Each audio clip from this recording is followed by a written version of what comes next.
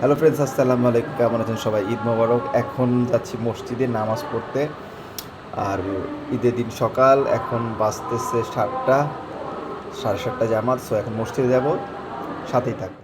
পরিত্যাগ করলো, খোলস অর্জন করলো, মূলকে পরিত্যাগ করলো। মূলটাই তো আসল, খোলসটা সত্য একটা আবরণ মাত্র। দুটোই প্রয়োজন আছে, কিন্তু আমি মূল শিক্ষা যদি অর্জন না করি, জবাই তৈরি হবে। আল্লাহ পাক আমাদেরকে বিষয়গুলো বোঝার তৌফিক দান করেন। আমাদের নামাজ যেহেতু 7:30টায় 8-3 মিনিট সময় আছে, তা আলোচনা দীর্ঘ না করে আমরা নামাজের প্রস্তুতি।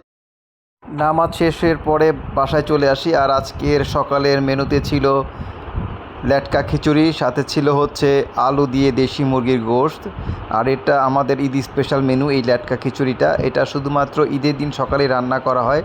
আর এতে দেওয়া হয় খোরমা, নারিকেল, যেটা অনেক জায়গায় দেওয়া হয় না। এটা আমাদের এলাকার স্পেশাল খিচুড়ি। কোরবানি শেষ হওয়ার পর গোশত বন্টন করে এখন আমরা আমাদের বাসার জন্য গোশত নিয়ে আসছি এবং আত্মীয় স্বজনদের গোশত নিয়ে আসছি। সব এখন বন্টন করা হবে।